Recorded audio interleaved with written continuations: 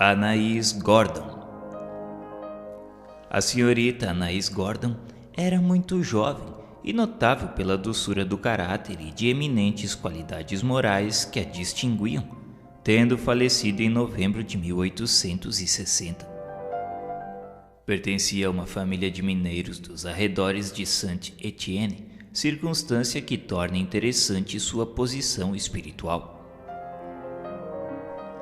A pedido de seu pai e de seu marido, ela foi evocada, e felizes eles se julgariam se obtivessem uma comunicação.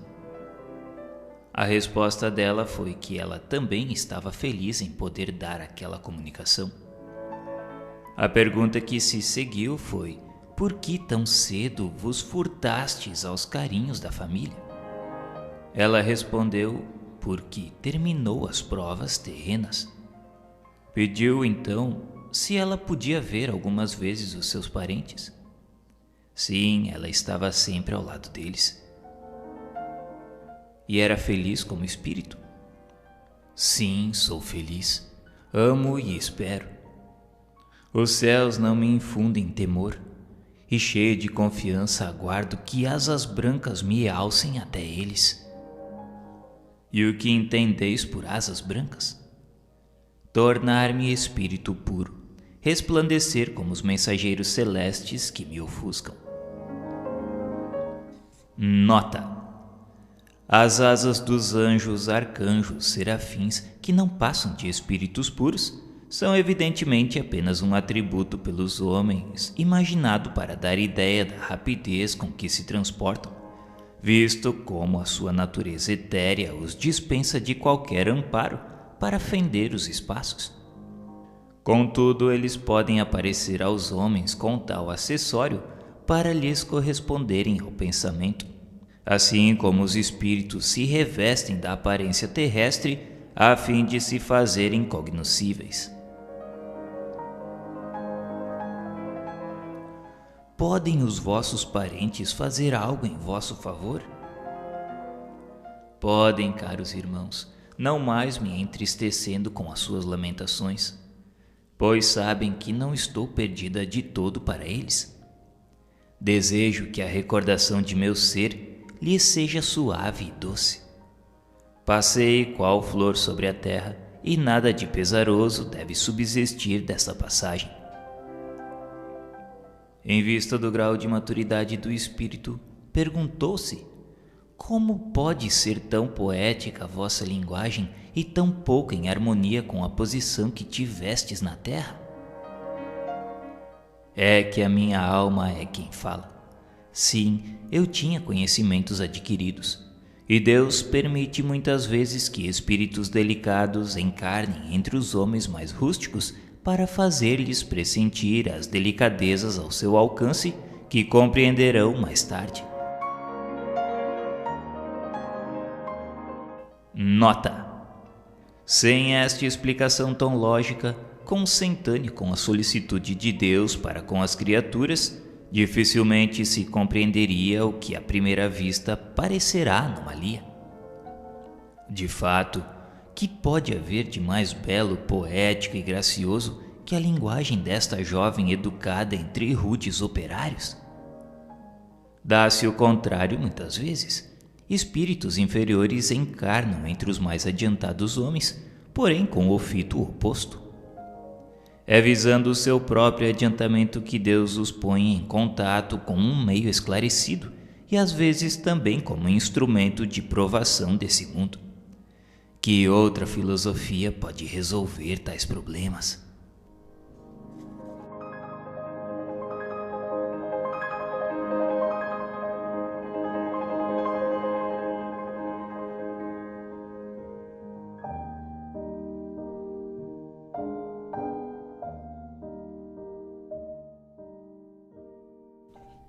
Maurice Gontran. Maurice Gontran era filho único e faleceu aos 18 anos de uma afecção pulmonar. Inteligência rara, razão precoce, grande amor ao estudo, caráter doce, terno e simpático, possuía todas as qualidades que fazem prever brilhante futuro.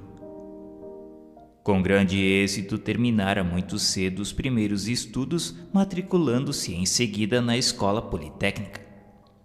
A sua morte acarretou aos parentes uma dessas dores que deixam traços profundos e muitíssimo dolorosos, pois que, tendo sido sempre de natureza delicada, lhe atribuíam o fim prematuro ao trabalho de estudos a que o instigaram. Exprobrando-se então, diziam: de que lhe serve agora tudo o que aprendeu? Melhor fora ficasse ignorante, pois a ciência não lhe era necessária para viver, e assim estaria sem dúvida entre nós, seria o consolo da nossa velhice. Mas se o conhecessem o Espiritismo, raciocinariam de outra forma, nele encontrando contudo a verdadeira consolação. O ditado seguinte foi dado pelo rapaz a um dos seus amigos meses após a sua morte.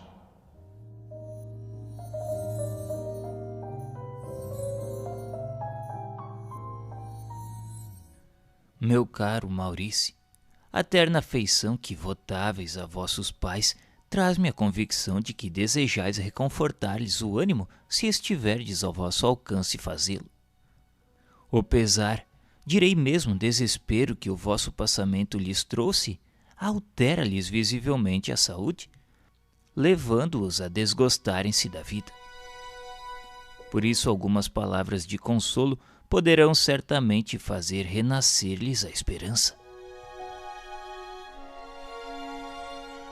Meu amigo, esperava com impaciência esta ocasião que ora me facultais de comunicar-me. A dor de meus pais aflige-me, porém ela se acalmará quando tiverem a certeza de que não estou perdido para eles. Aproximai-vos deles a fim de os convencerem desta verdade, o que certamente conseguireis. Era preciso este acontecimento para insinuar-lhes uma crença que lhes trará felicidade, impedindo-os de murmurar contra os decretos da providência. Sabeis que meu pai era muito cético a respeito da vida futura. Deus concedeu-lhe este desgosto para arrancá-lo do seu erro. Aqui nos reencontraremos neste mundo onde não se conhecem desgostos da vida e no qual os precedi. Afirmai-lhes categoricamente que a aventura de tornarem a vir-me ser-lhes-á recusada como castigo à falta de confiança na bondade de Deus. Interdita-me seria mesmo a comunicação com eles durante o tempo da sua permanência na terra. O desespero é uma rebeldia à vontade do Onipotente, sempre punindo com o prolongamento da causa que o produziu, até que haja completa submissão. O desespero é verdadeiro suicídio por minar as forças corpóreas a quem abrevia os seus dias no intuito de escapar mais cedo aos travos da dor. Faz jus às mais cruéis decepções. Deve-se, ao contrário, avigorar o corpo a fim de suportar mais facilmente o peso das provações. Meus queridos e bondosos pais, é a vós que neste momento me dirijo. Desde que deixei o despojo mortal, jamais deixei de estar ao vosso lado. Aí estou muito mais vezes mesmo que quando na terra. Consolai-vos, pois, porque eu não estou morto, ou antes, estou mais vivo que vós. Apenas o corpo morreu, mas o espírito, este vive sempre. Ele é, ao demais, livre, feliz, isento de moléstias, de enfermidades e de dores. E em vez de vos afligirdes, regozijai-vos por saber que estou ao abrigo de cuidados e apreensões, em lugar onde o coração se satura de alegria puríssima, sem a sombra de um desgosto. Meus bons amigos, não deploreis os que morrem precocemente, porque isto é uma graça que Deus lhes concede, poupando-os as tribulações da vida terrena. A minha existência aí não devia prolongar-se por muito tempo desta vez, visto ter adquirido o necessário para preencher no espaço uma missão mais elevada. Se tivesse mais tempo, não imaginais a que perigos e seduções iria expor-me.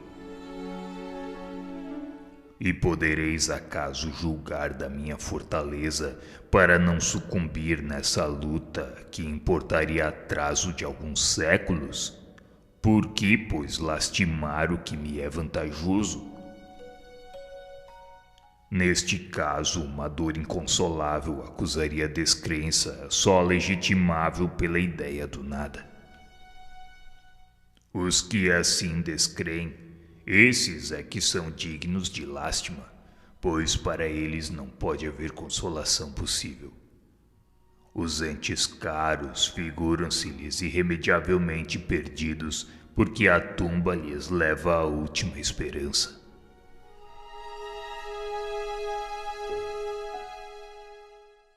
Diga-nos então, a vossa morte foi dolorosa? Não, meu amigo. Apenas sofri antes da morte os efeitos da moléstia. Porém, esse sofrimento diminuía à proporção que o último instante se aproximava. Depois, um dia, adormeci sem pensar na morte. E tive então um sonho delicioso. Sonhei que estava curado, que não mais sofria, e respirava a longos haustos prazerosamente um ar embalsamado e puro. Transportava-me através do espaço uma força desconhecida. Brilhante luz resplandecia em torno, mas sem cansar minha vista. Vi meu avô, não mais esquálido, alquebrado, porém com aspecto juvenil e loução. E ele estendia-me os braços, estreitando-me efusivamente ao coração. Uma multidão de outras pessoas, de risonhos semblantes, o acompanhavam, acolhendo-me todos com benevolência e doçura. Pareciam-me reconhecê-los e, venturoso por tornar a vê-los, trocávamos felicitações e testemunhos de amizade. Pois bem, o que eu supunha ser um sonho era realidade, porque de tal sonho não devia despertar na terra. É que acordara no mundo espiritual. E a vossa moléstia não se originou da grande assiduidade no estudo? Oh não, meus amigos, desenganai-vos. Contado estava o tempo que eu deveria passar na terra, e coisa alguma poderia ali reter-me.